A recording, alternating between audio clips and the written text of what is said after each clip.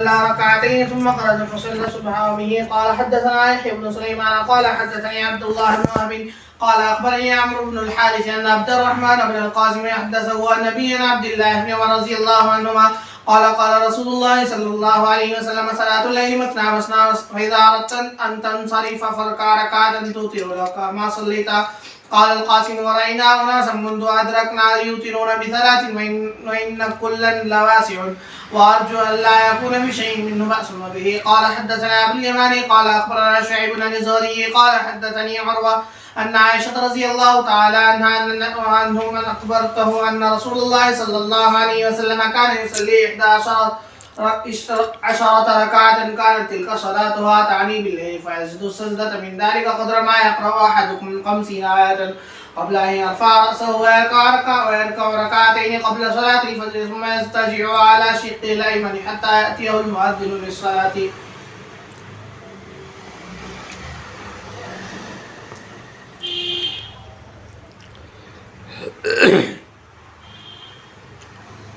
یہ باب ہے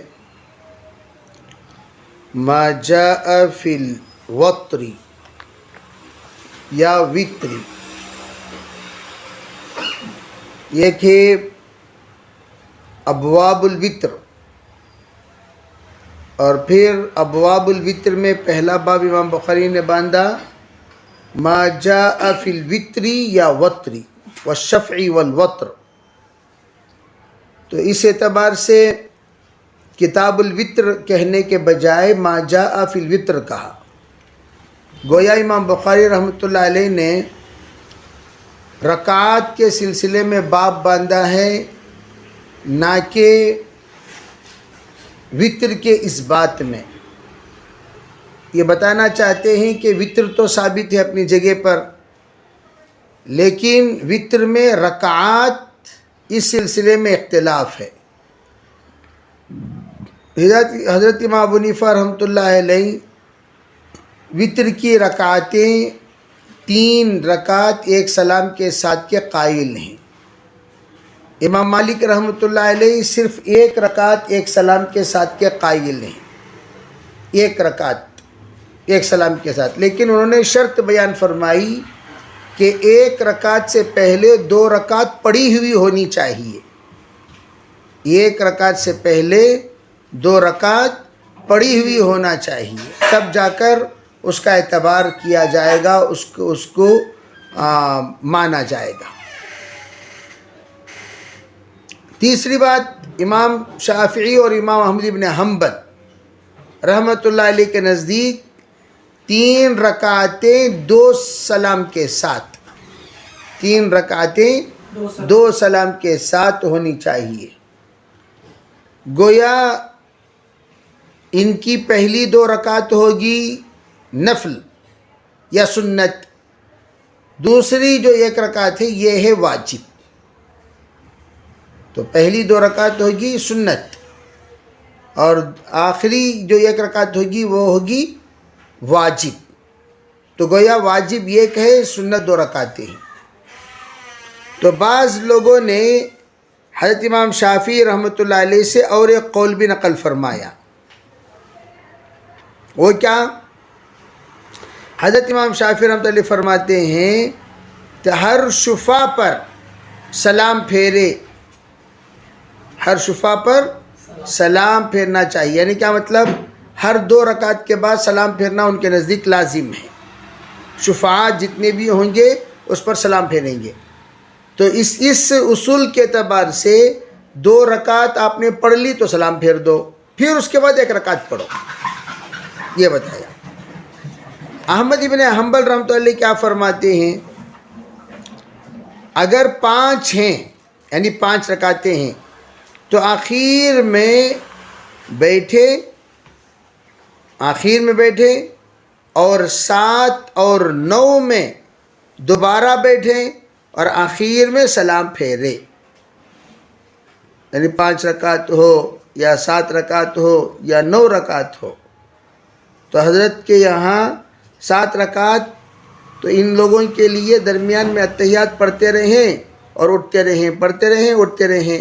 گویا وتر کی جو نماز ہے وہ 3 رکعت بھی ہیں، 5 رکعت بھی ہیں، 7 رکعت بھی ہیں، 9 رکعت بھی ہیں.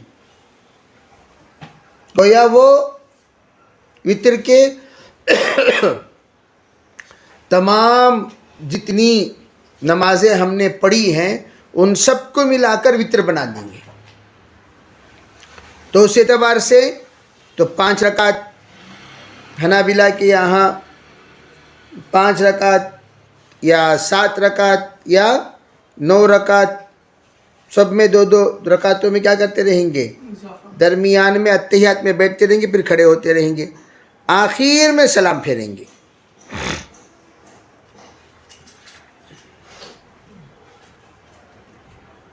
یا دوسرا قول کیا ہے؟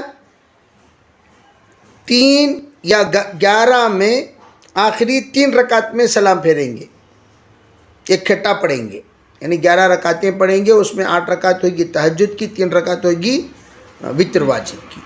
تو اس طرح کئی اقوال ہو گئے ائمہ مجتہدین کے.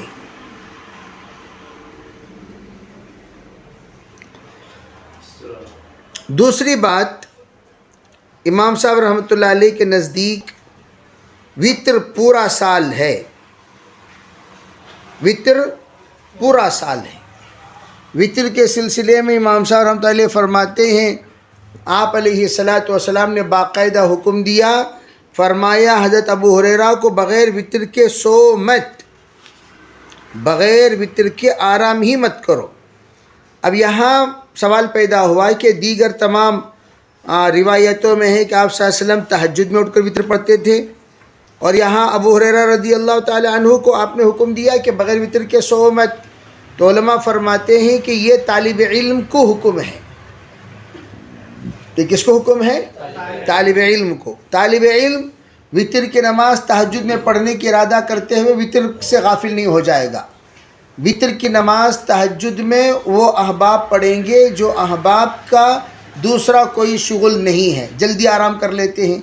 لیکن طالب علم کا علمی شغل ہے تو وہ علمی شغل کی وجہ سے وہ جلدی آرام نہیں کر پائے گا، اور اس کی وجہ سے اس کے نماز میں تاخیر ہوتی چلی جائے گی. تو حضرت نے فرمایا کہ نماز وتر پڑھ کر آرام کرو. اگر بالفرض آنکھ لگ بھی جائے تو وتر آپ سے چھوٹ نہیں جائے گی. اب حکم کیا ہے وتر کی نماز کا حکم؟ ائمہ ثلاثہ کے نزدیک وتر کی نماز سنت ہے، واجب نہیں ہے. ائمہ ثلاثہ کے نزدیک وتر کی نماز سنت ہے، واجب نہیں ہے. صاحبین کے نزدیک بھی یہی قول ہے، یعنی حضرت ابو یوسف اور امام محمد رحمۃ اللہ بھی یہی فرماتے ہیں وتر کی نماز سنت ہے، واجب نہیں ہے. ان کی دلیل کیا؟ الوتر لیس یحتم کصلاتکم المکتوبہ. فرمایا وتر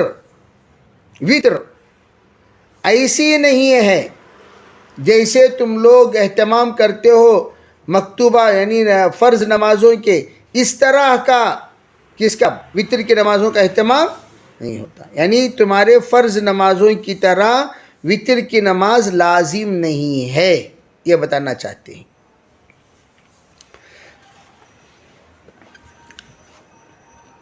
بلکہ اس روایت کا دوسرا حصہ کیا؟ لیکن سن رسول اللہ صلی اللہ علیہ وسلم، اس کو آپ علیہ الصلاۃ والسلام نے مسنون قرار دیا ہے. یہ ترمذی شریف کی روایت ہے، جلد اول میں موجود ہے، کتاب الوتر میں. یہ رہی بات ان کی. تو اس پر حضرت علی رضی اللہ تعالی عنہ اس کا جواب یہ دیتے ہیں کہ اس سے مراد کیا؟ وتر کی فرضیت کی نفی ہے، وجوب کی نفی نہیں ہے. کس کی نفی ہے؟ یعنی وتر کی نماز فرض نہیں ہے، اس کی نفی ہے. کس کی نفی نہیں ہے؟ واجب ہونے کی نفی نہیں ہے، بلکہ صرف فرض ہونے کی نفی ہے. امام صاحب رحمۃ اللہ علیہ یہ فرماتے ہیں وتر کی نماز واجب ہے، وتر واجب ہے. ان کے لیے دلیل کیا؟ نبی علیہ الصلاۃ والسلام نے 3 مرتبہ آپ نے یہ کلمات فرمایا فمن لم یوتر فلیس منا، فمن لم یوتر فلیس منا. فمن لم یوتر فلیس منا، کتنے مرتبہ فرمایا؟ اور یہ بھی داؤد کے ابا نقل کرتے ہیں روایت، اور آپ جانتے ہیں کہ ابا کا مقام کیا ہوتا ہے؟ نبی۔ عربی کون نقل کے فرما رہے ہیں؟ کس کے؟ یہ بھی صفحہ نمبر 201 پر روایت موجود ہے۔ اور آگے اور ایک روایت ہے، ان اللہ امدکم بصلاۃ ہی خیر لکم من حمر النعم، آپ نے فضیلت بیان فرمائی، یہ ترمذی کی روایت ہے، جلد نمبر 1 میں صفحہ نمبر یہ اسے کیا کہتے ہیں 85 میں، صفحہ نمبر 85 میں یہ روایت موجود ہے، جس میں آپ علیہ الصلوۃ والسلام نے فرمایا کہ یہ اللہ کے طرف سے انعام ہے جو اللہ تعالیٰ نے آپ لوگوں پر کیا ہے۔ تو یہ اللہ نے مدد فرمائی، اللہ نے آپ حضرات پر نصرت فرمائی، اللہ نے ایک نماز کا اضافہ فرمایا۔ امدکم، امدہ کہتے ہیں اضافہ فرمانے کو، اللہ نے آپ پر ایک نماز کا اضافہ فرمایا، اور نماز کون سی ہے؟ وہ جو تمہارے نزدیک حمر النعم سے بھی زیادہ بہتر ہے، وہ وتر کی نماز ہے۔ تو یہ رہی بات وتر کے سلسلے میں۔ اب اور ایک بات وتر کے رکعات کے بارے میں، جیسے کہ میں نے آپ لوگوں کے سامنے تفصیلات بیان فرمایا وتر کے رکعات کے بارے میں، تو اسے مختصراً آپ لوگ اس کو سمجھ گئے۔ اچھا، وتر کتنے سلام کے ساتھ کرنا چاہیے؟ 1 سلام کے ساتھ یا 2 سلام کے ساتھ؟ احناف کے نزدیک 1 سلام کے ساتھ وتر کی نماز ادا کی جائے گی، یعنی 1 سلام۔ ائمہ ثلاثہ کے نزدیک نماز وتر 2 سلاموں کے ساتھ ادا کی جائے گی۔ یہی اختلافات ہیں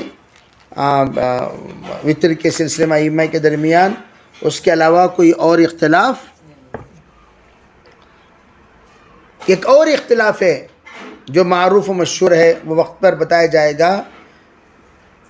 جیسے وتر کی نماز احناف کے نزدیک تیسری رکعت میں رکوع سے پہلے دعائے قنوت ہے، لیکن دیگر کے یہاں رکوع کے بعد دعائے قنوت ہے۔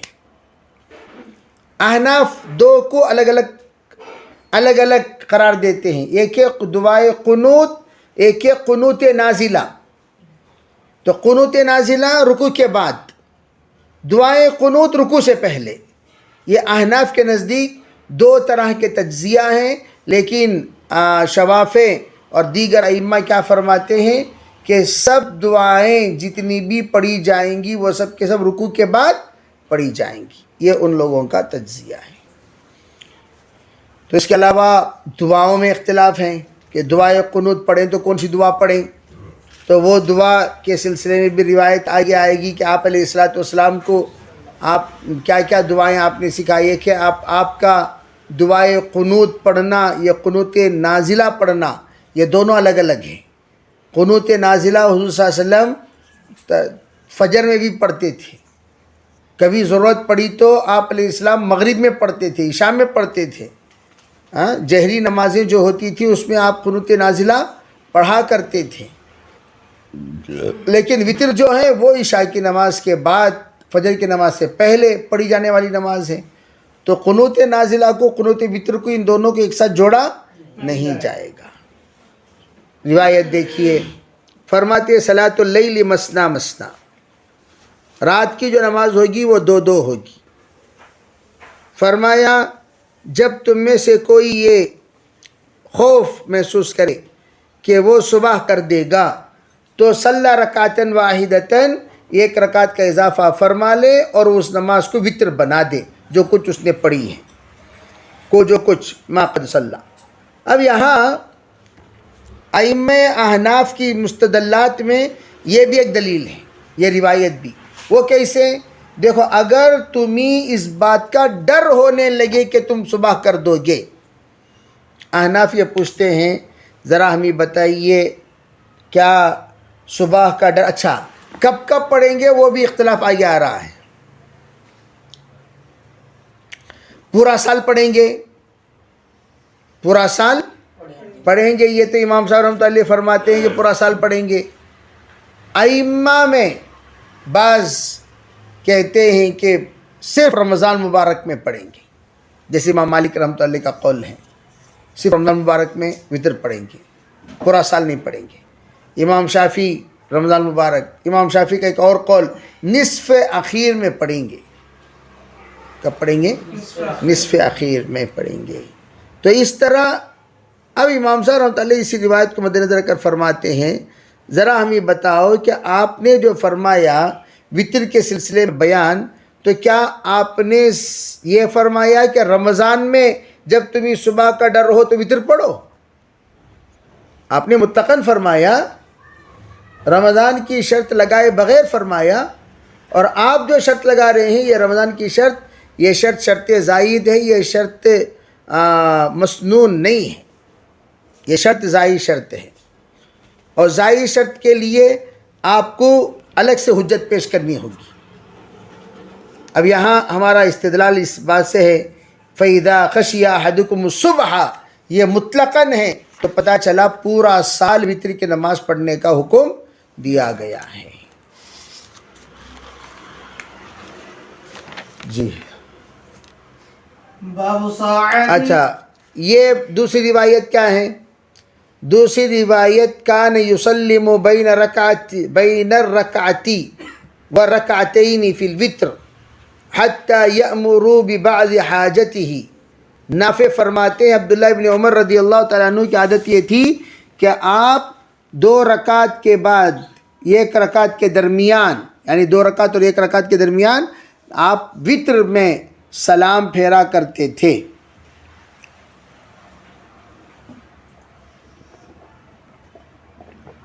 صرف سلامی پھیرا نہیں کرتے تھے، دونوں کے درمیان سلام پھیرنے کے بعد کچھ حاجت کا حکم بھی دیتے تھے. 2 رکعت کے بعد سلام پھیرے، پھر ذرا پانی لاؤ بول کے پھر اور 1 رکعت پڑھتے. گویا 2 رکعت کے بعد ایک وقف ہوتا تھا، 2 رکعت کے بعد ایک وقف ہوتا تھا درمیان میں. اچھا، وہ وقف مستقل وقف، یعنی ایسا وقف جیسے ہم کہتے ہیں کہ بغیر بات کرے کہ دوسری رکعت پڑھو، بغیر بات کرے کہ دوسرے، ایسا نہیں، بلکہ وقف ایسا ہوتا تھا باقاعدہ کھڑے ہو کر نماز ادا کرتے تھے اور درمیان میں بات بھی کرتے تھے. کوئی نہ کوئی حاجت کا حکم بھی دیتے. اگر بھئی یہ وقف آ کر برائے نام وقف ہوتا تو بات چیت ہی نہ کرتے، بات کرے بغیر فوراً کیا کہہ دیتے، ارے بھئی آپ نماز بغیر بات چیت کے نماز شروع کرو، تیسری رکعت شروع کرو. لیکن درمیان میں تیسری رکعت سے پہلے کچھ گفتگو بھی کر رہے ہیں، پانی لاؤ، یہ لاؤ، وہ لاؤ، چائے بناؤ، بھئی چائے بنانے بولو، وغیرہ وغیرہ کیا فرما رہے ہیں، حکم بھی دے رہے ہیں اور نماز پھر تیسری رکعت کھڑے ہو کر پڑھ رہے ہیں، یہ فرما رہے ہیں. اب ان سب کا جواب آپ کو بعد میں دیا جائے گا. اس کا جواب کیا ہے؟ بھئی اس کا جواب یہ ہے، سب سے پہلی بات بھئی دیکھیے 3 رکعت کے درمیان سلام ہے یا نہیں ہے. سب سے پہلی بات، شریعت میں 3 رکعت یعنی سنگل رکعت کہیں ہے؟ پہلا یہ سوال، بھئی شریعت میں کہیں بھی نہیں اس کا نمونہ. آپ علیہ السلام نے مطلقاً وطر کا حکم دیا. جب مطلقاً دیا تو اس مطلق کو یراد به الفرد الکامل، المطلق اذا اطلق یراد به الفرد الکامل. مطلق کو جب مطلق کہا جائے تو اسے فرد کامل مراد لیا جائے گا. اب فرد کامل کیا ہے؟ فرد کامل کیا ہے؟ آپ فرائض میں دیکھیے کہ کیا کوئی نماز ایسی ہے جو 3 رکعت والی ہو اور فرد کامل ہو. تو آپ کو مغرب کی نماز ملی، مغرب کی نماز آپ کو بعینی ہی 3 رکعت والی ملی، اور آپ نے یہ دیکھا کیا یہ 3 رکعت والی نماز میں 2 رکعت کے بعد سلام پھیر رہے ہیں یا نہیں پھیر رہے ہیں؟ پھیر رہے ہیں؟ نہیں پھیر رہے. جب نہیں پھیر رہے ہیں تو آپ کو جب بھی کوئی بات سمجھ میں نہ آئے کہ اس کا کس طریقے سے نظام بنانا چاہیے، آپ اس کے نمونے کو دیکھ کر نظام بناؤ. تو 3 رکعت کا جب حکم دیا گیا تو 3 رکعت کا نمونہ تو وہاں موجود ہے، کون سی شکل میں؟ مغرب کی شکل میں، جب مغرب کی شکل میں موجود ہے تو اسی طرح کی نماز آپ پڑھیں گے کہاں؟ وتر میں۔ تو ایک تو یہ ہے کہ اس کا نمونہ آپ کو مل گیا۔ دوسری بات یہ ہے، وہ انعام صاحب آئے، ملاقات ہوئی ابھی؟ ان کو ذرا پوچھ لیجئے جی۔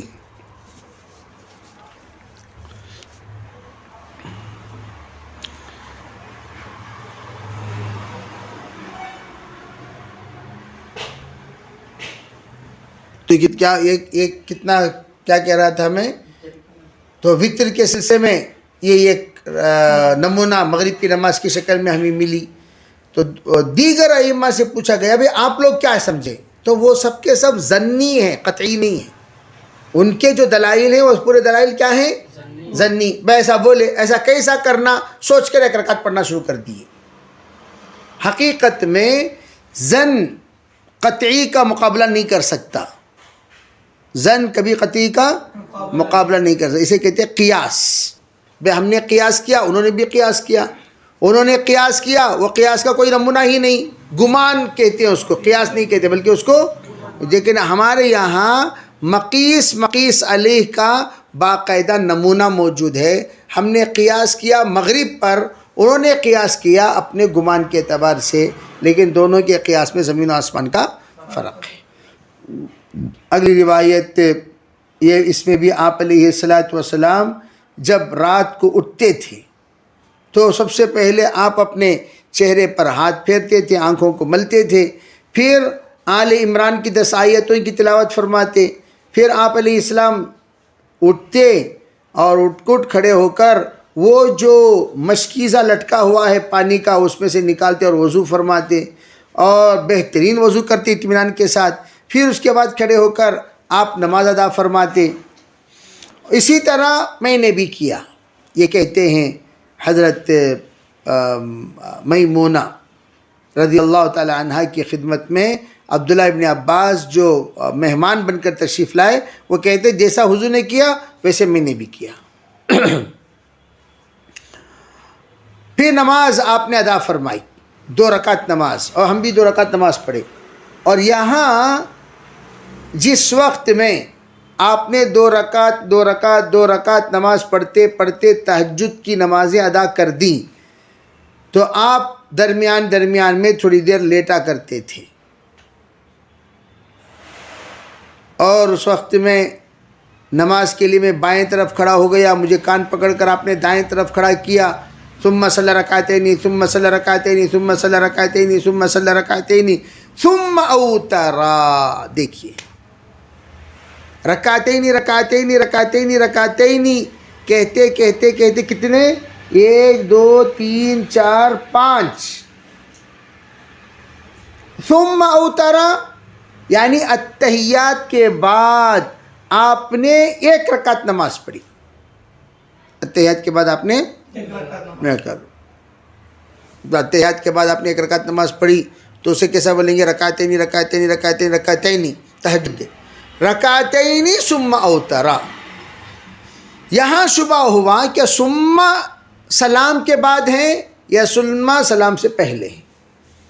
تو ہم کہتے ہیں دیکھو سلام ہونا کوئی ضروری نہیں ہے، ثم بعد میں آپ نے وتر کی نماز ادا فرمائی، تو بعد میں آ کر اتحیات کے بعد کو بھی بعد میں کہتے ہیں۔ سو اتحیات کے بعد سلام کے بعد ہی بعد کا اطلاق سلام کے بعد ہی نہیں ہوتا بلکہ اتحیات کے بعد بھی ہوتا ہے، تو وہ ثم اوترا۔ پھر اس کے بعد آپ لیٹ گئے یہاں تک کہ مؤذن آئے اور آ کر انہوں نے نماز کی اطلاع دی، تو آپ کھڑے ہوئے، 2 رکعت ہلکی سی نماز پڑھی سنت کی، اور پھر آپ فجر کی نماز پڑھانے کے لیے چل دیے۔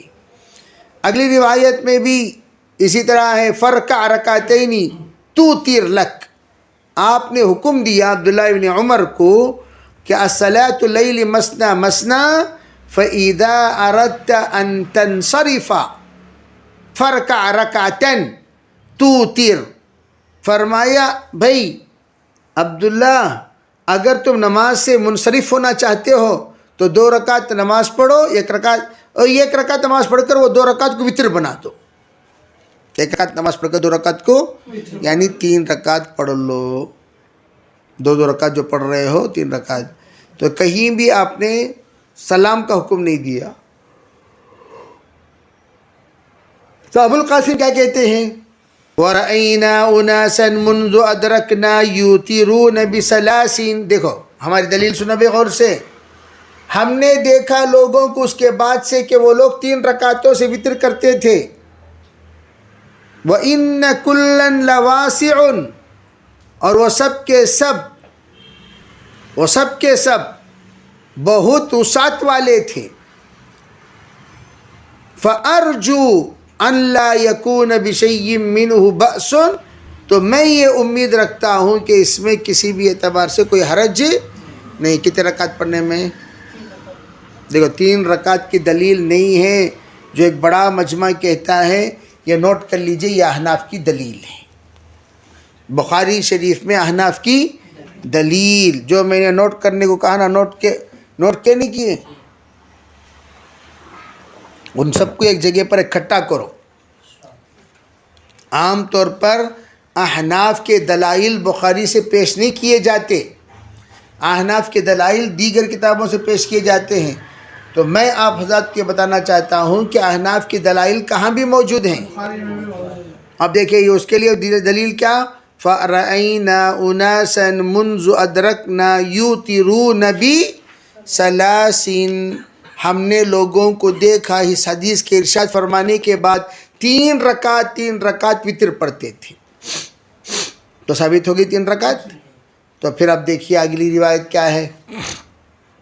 آپ صلی اللہ علیہ وسلم 11 رکعتیں پڑھتے تھے، اور وہ جو نماز ہوتی تھی وہ صلاۃ اللیل ہوا کرتی تھی. آپ سجدہ کرتے تھے اسی طرح جتنی لمبی آپ قرات فرماتے تھے، 50 آیتوں کی تلاوت کے بقدر. پھر آپ صلی اللہ علیہ وسلم اپنا سر اٹھاتے، پھر رکوع فرماتے. یا فجر کی نماز سے پہلے آپ 2 رکعت نماز پڑھتے اور اس سے پہلے آپ لیٹ جاتے دائیں طرف، یہاں تک کہ مؤذن آتا اور آپ کو بلاتا آپ چلے جاتے. جی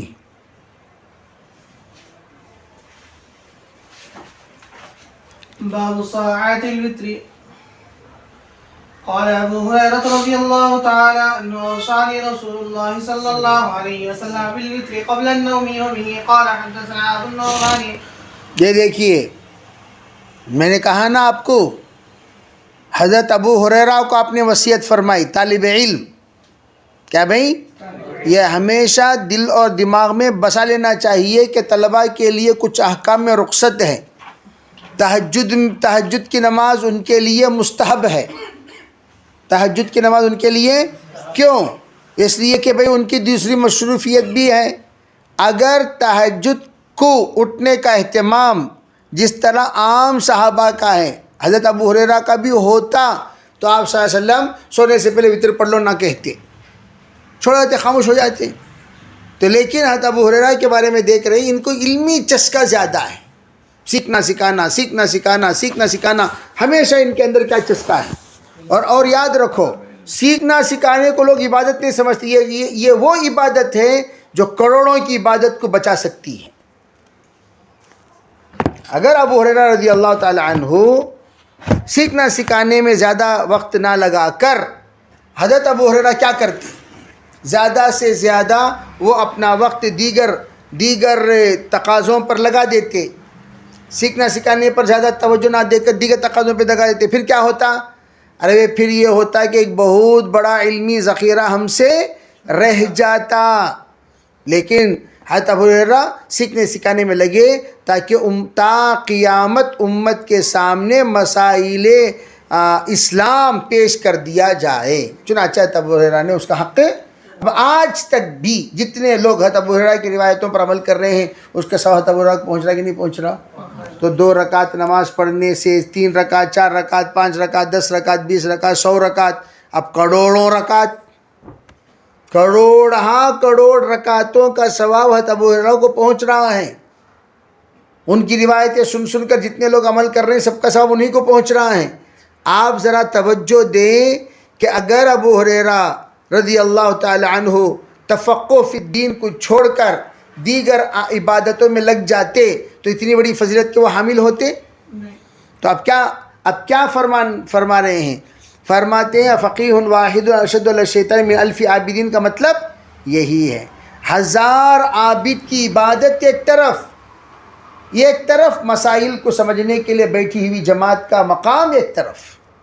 یہاں اسی بات کو فرمایا اوصانی اللہ اکبر، خالی فرمایا نہیں، وصیت فرمائی. اے ابو ہریرہ جی، میں جب تک رہوں تب بھی میرے بعد بھی تیرا ایک ہی حکم.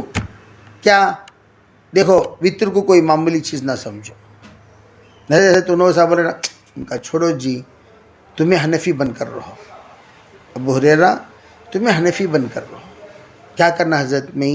اوصانی رسول اللہ صلی اللہ علیہ وسلم بالوتر قبلا، ہر دن پڑھو. ابو ہریرہ حضرت انہوں سے عبداللہ ابن عباس، ان کا چھوڑو، میں تم نہ وصیت کر رہا ہوں ہر دن پڑھو. یہ بھی احناف کی دلیل ہے، یہ بھی احناف کی دلیل ہے.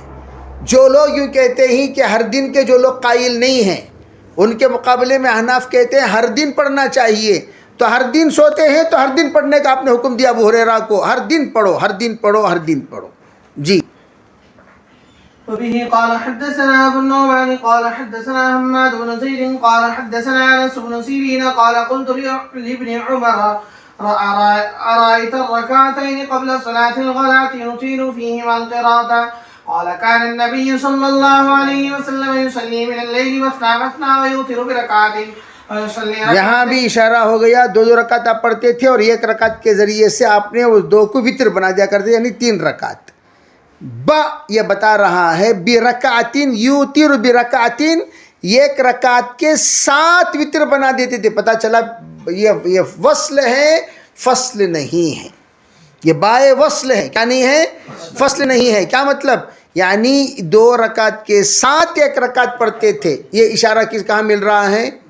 با کے یوتر بوترین، ورنہ یوتر بوترین کے ذریعے سے یہ بات واضح کر دینا چاہتے ہیں کہ 2 رکعت کے ساتھ 1 رکعت جوڑتے تھے، 2 رکعت الگ 1 رکعت الگ نہیں پڑھتے تھے. تو یہ بھی حنفی احناف کی ہی دلیل ہے. چلیے.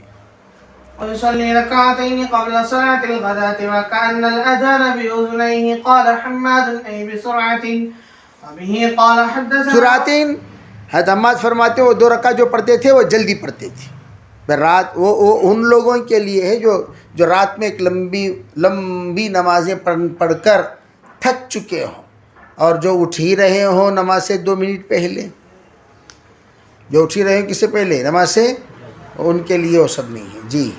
وبه قال حدثنا عمر بن حفص قال حدثنا أبي قال حدثنا الأعمش قال حدثني مسلم عن مسروق عن عائشة رضي الله تعالى عنها وأنهم قالت كل الليل أوتر رسول الله صلى الله عليه وسلم وانتهى وتره إلى السحر. یہ بھی احنافی کی دلیل ہے. صوفیان اکرام احنافی کی دلیل ہے. کیا فرماتے ہیں؟ کل اللیل اوتر رسول اللہ، ہر رات حضور وتر پڑھتے تھے، ہر رات حضور وتر پڑھتے تھے. کب؟ وانتہا وترہ الی السحر، آپ کی وتر ہوتی تھی سحری کے وقت میں. سحری کا وقت جب ختم ہوتا تھا تب آپ کی وتر کی نماز کا وقت ختم. تو ہر وقت، ہر دن، ہر رات آپ کیا پڑھتے تھے؟ وتر کی نماز ادا فرماتے تھے. یہ واضح روایتیں ہیں. کون سی روایتیں ہیں؟ اب آپ کسی بھی غیر مقلدین کو دیکھ لیجئے، وتر نہیں پڑھتے. شوافی کو دیکھ لیجئے، وتر نہیں پڑھتے. حنابلہ کو دیکھ لیجئے، وتر نہیں پڑھتے. اور دیگر تمام لوگ جتنے بھی اپنے آپ کو صلو کما رأیتمونی اصلی کے قائل ہیں، اور جو لوگ بڑا دن دناتے ہوئے پھرتے رہتے ہیں ہمارا جھنڈا، ہمارا جھنڈا، ہمارا جھنڈا، ان سب سے کہیے جناب ادھر آئیے. بخاری شریف تو آپ دیکھے ہوں گے. جی ہاں، بخاری شریف کے اس کے سلسلے میں آپ کیا فرماتے ہیں؟ تو وہ لوگ سر کھجائیں گے. کیا کھجائیں گے؟ سر کھجائیں گے. ارے بات سمجھ میں آ رہی نہیں؟ تو یہ ایک ایسی چیز ہے جس میں امت کا بہت بڑا مجمع غافل ہے. عملی طور پر بھی اور کس اعتبار سے بھی؟ بے عملی طور پر بھی اور علمی طور پر بھی.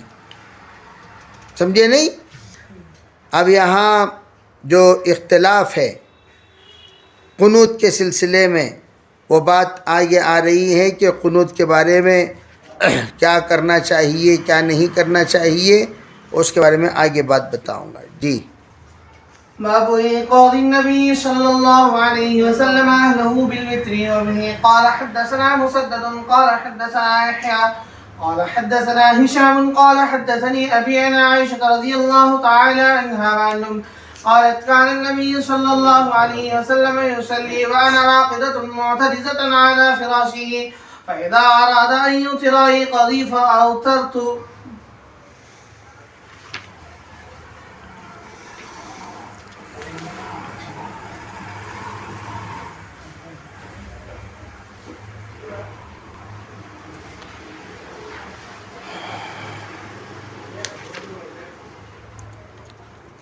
ائمہ ثلاثہ کے نزدیک جو اختلافات ہیں اس سلسلے میں ایک مختصر تفصیل یہ ہے.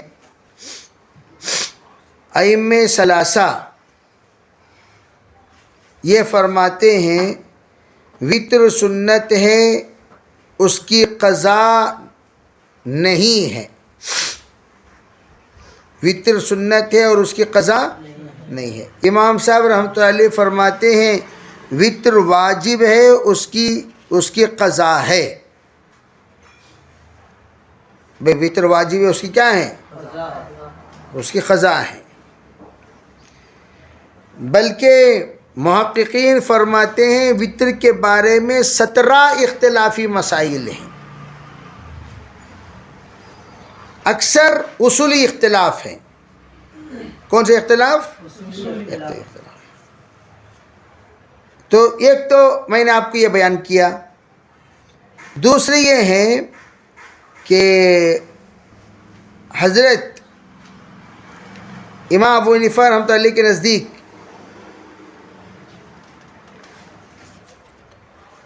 وتر کے لیے 3 رکعت ایک سلام سے پڑھی جائے گی.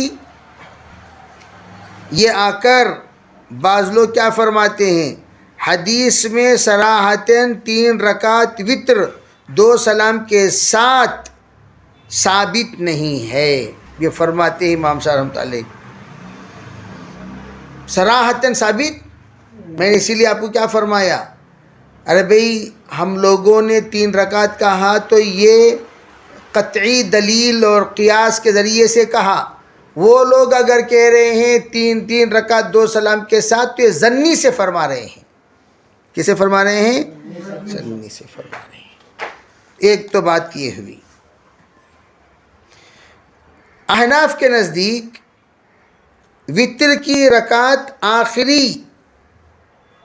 آخری لیل میں پڑھنا زیادہ مستحب ہے. کون سے آخری لیل؟ یعنی رات کے آخری حصے میں پڑھنا زیادہ مستحب ہے.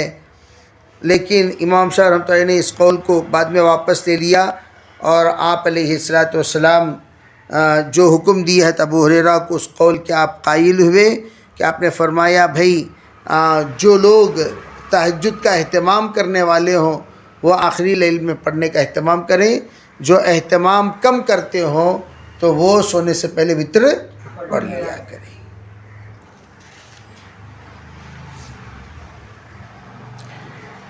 اب دیکھیں روایت میں کیا، آپ علیہ السلام کا اپنے اہل و عیال کو وتر کی نماز کے لیے اٹھانا. اور یہ بھی سب سے اہم بات ہے، اگر کوئی خاتون وتر پڑے بغیر سو جائے تو تہجد میں ان کو جگا دیا کرے تاکہ تہجد کے ساتھ وتر بھی ادا کر لے. چنانچہ عائشہ رضی اللہ تعالیٰ عنہ فرماتی ہیں آپ علیہ السلام نماز پڑھتے تھے اور میں لیٹی رہتی تھی اپنے بستر پر. جب آپ وتر پڑھنے کا وقت آتا تو آپ مجھے جگاتے تاکہ میں بھی وتر پڑھ لوں. یعنی بے کم از کم 5 رکعت پڑھ لوں، 7 رکعت پڑھ لوں.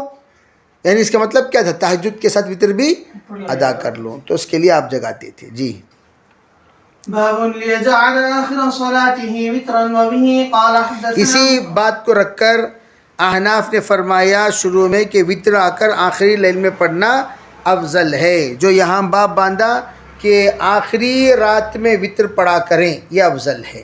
چنانچہ روایت میں دیکھیے آپ صلی اللہ علیہ وسلم آخری رات میں وطر پڑھتے تھے۔ جی باب ليجعل جی باب ليجعل آخر صلاته وترا وبه قال حدثنا مسدد قال حدثنا يحيى بن سعيد عن عبيد الله قال حدثني نافع عن عبد الله بن عمر رضي الله عنهما وعنهم عن النبي صلى الله عليه وسلم قال جعلوا آخر صلاتكم بالليل وترا۔ جو اختلاف ہم لوگ تلاش کر رہے تھے کہ وطر کی نماز کب پڑھی جائے گی کب نہیں پڑھی جائے گی، اب یہاں دیکھیے امام شافعی اور امام مالک رحمۃ اللہ کے نزدیک وطر میں قنوت صرف رمضان مبارک میں مشروع ہے، وہ بھی کب؟ وہ بھی رمضان کے نصف آخر میں قنوت پڑھی جائے گی، باقی دنوں میں نہیں پڑھی جائے گی۔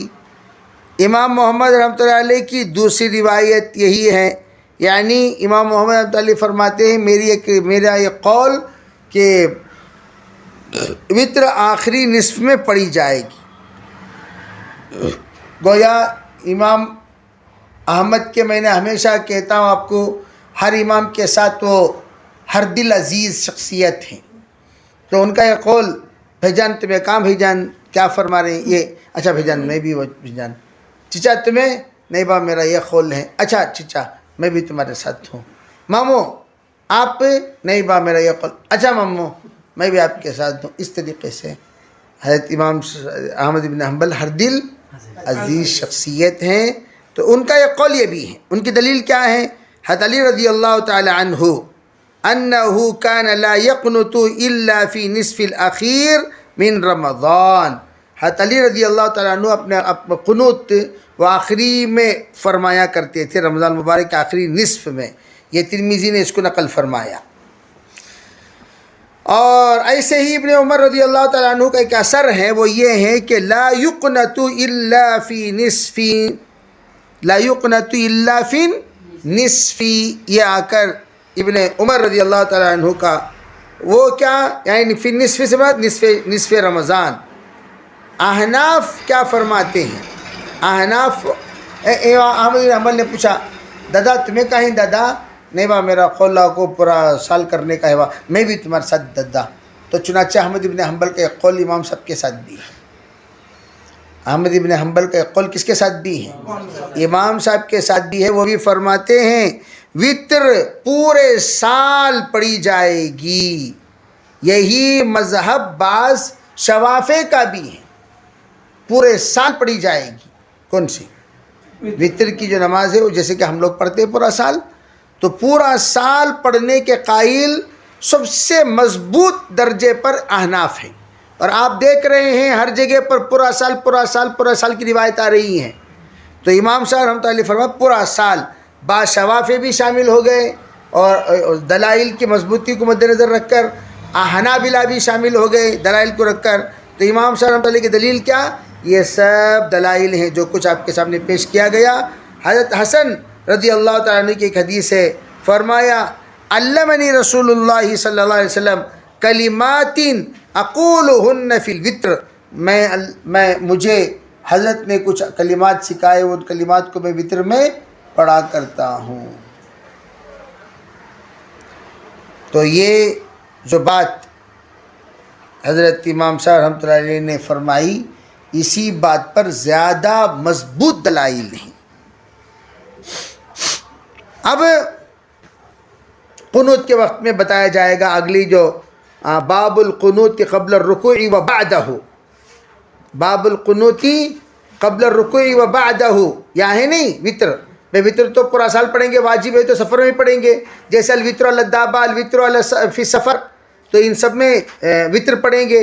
جیسے سرکار دو عالم صلی اللہ علیہ وسلم سفر میں بھی باقاعدہ وطر پڑھا کرتے تھے، ان رسول اللہ صلی اللہ علیہ وسلم کان یوتر علی البعیر، سفر میں ہوتے تھے، سواری پر ہوتے تھے، تب بھی سرکار سفر میں وطر پڑھتے تھے۔ اب دیکھیے نیچے بھی روایت ہے کہ آپ نے فرمایا دیکھو بھی نفل نمازیں سواری پر اشارے سے پڑھ لیا کرو، لیکن تہجد کی نماز بھی نفل ہے، اس لیے سرکار اشارے سے سفر میں پڑھ لیا کرتے تھے، لیکن الا الفرائض ویوتر علی راحلتہ، فرائض کی نماز آپ اتر کر پڑھتے تھے، لیکن وطر کی نماز جب آتی تو آپ سواری پر سوار ہو کر پڑھا کرتے تھے.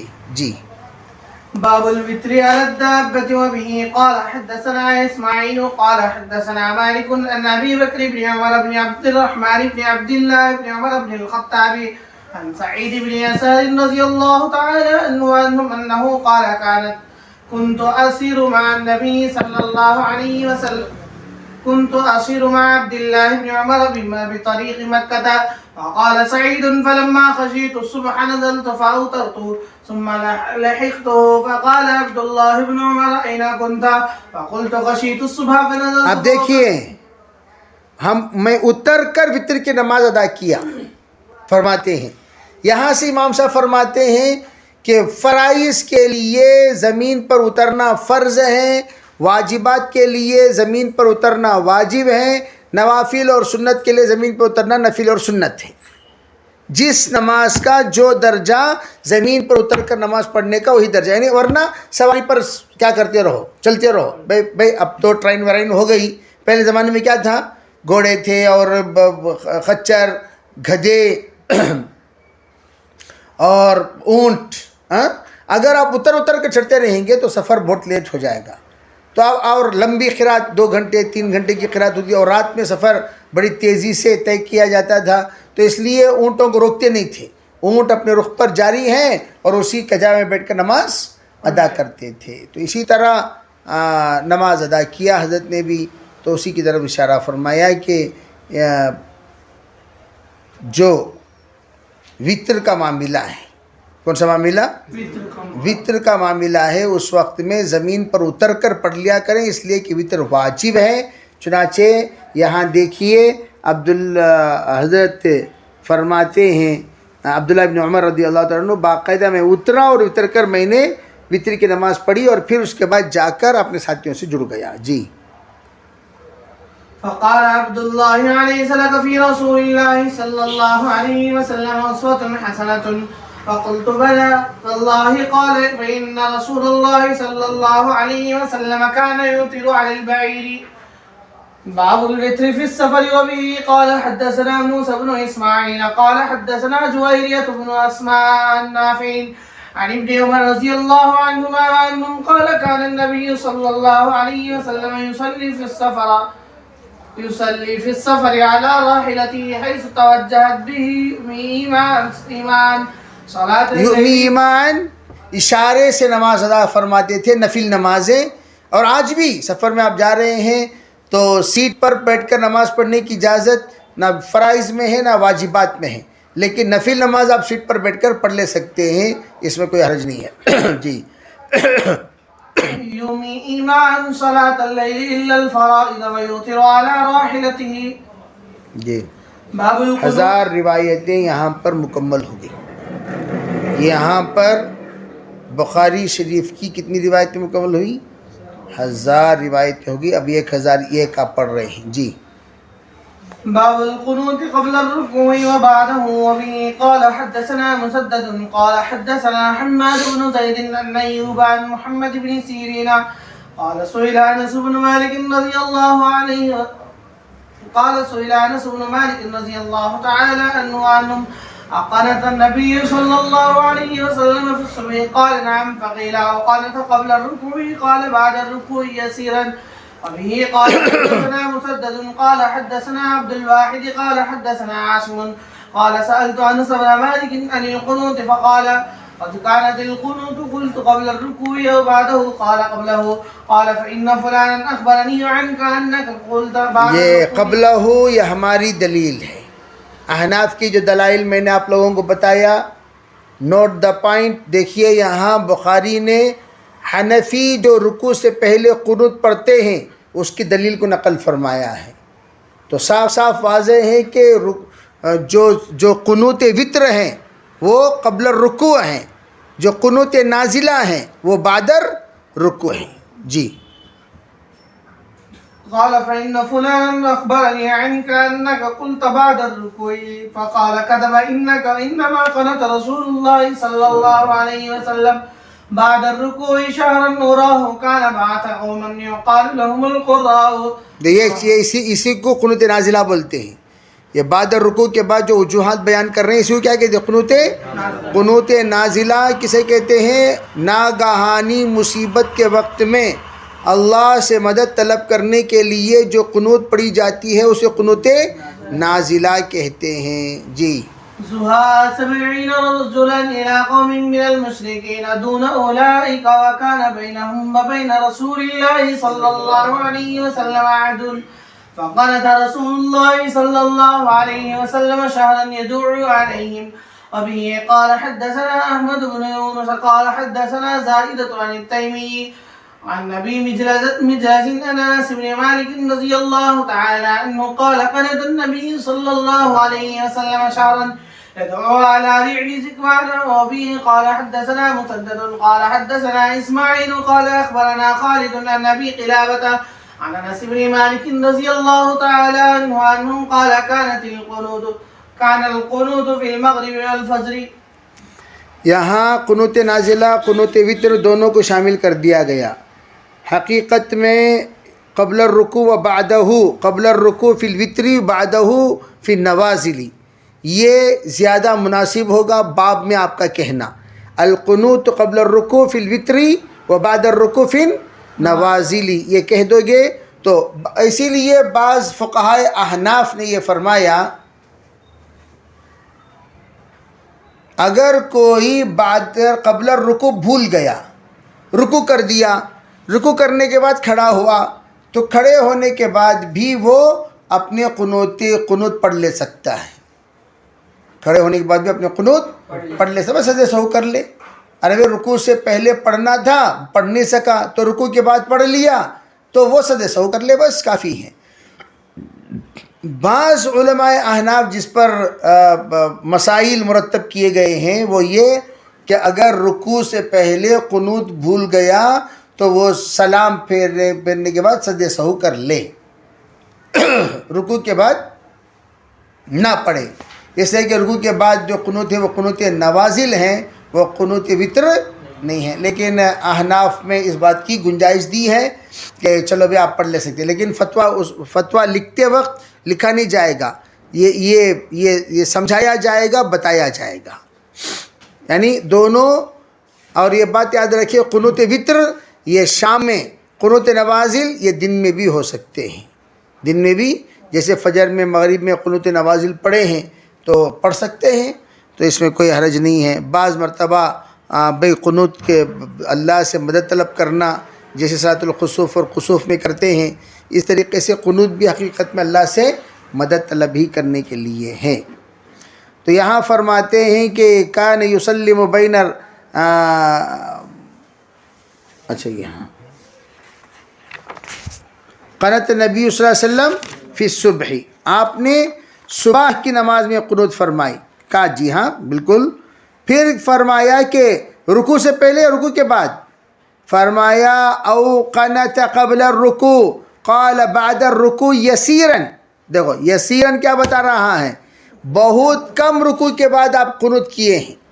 قبل رکوع کے کیا مطلب؟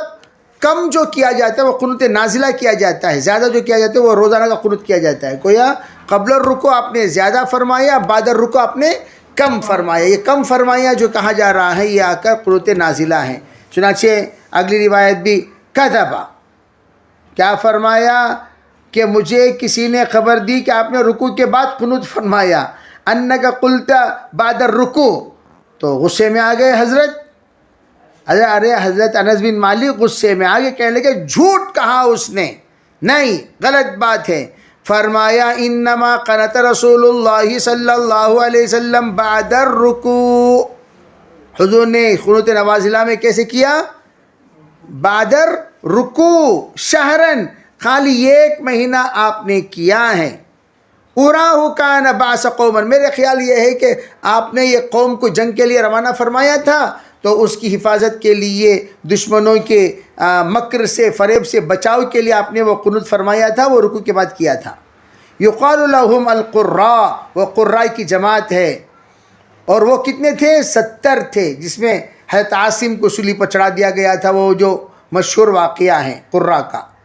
یہ آ کر مشرکین کی قوم کی طرف روانہ فرمایا، ان لوگوں نے ان کو قتل فرما دیا تھا۔ اس وقت میں آپ نے بددعائی کے طور پر یہ قنوت فرمایا تھا۔ فرماتے ہیں تو آپ علیہ الصلوۃ والسلام کے اور ان کے درمیان ایک معاہدہ تھا، اس معاہدے کو ان لوگوں نے توڑ دیا، اس پر آپ نے قنوت فرمایا۔ اگلی جو روایت ہے اس میں بھی یہی ہے کہ آپ صلی اللہ علیہ وسلم نے ایک مہینہ قنوت فرمایا، اور وہ رعل اور ذکوان کے قبائل پر آپ علیہ الصلوۃ والسلام نے بددعا فرمائی۔ کیا فرمائی تھی؟ وَكَانَ آپ علیہ السلام كَانَ الْخُلُوتُ فِي الْمَغْرِبِ وَالْفَجْرِ۔ دیکھو یہاں بات کیوں سے چل رہی ہے؟ وتر کی چل رہی ہے، اور یہاں بات کر رہے ہیں فجر اور مغرب کی۔ اور میں نے آپ کو بتایا فجر اور مغرب میں جو قنوت کرتے تھے وہ کون سی قنوت ہے؟ نازلہ، و قنوت وتر نہیں ہے۔ جی ہو گیا؟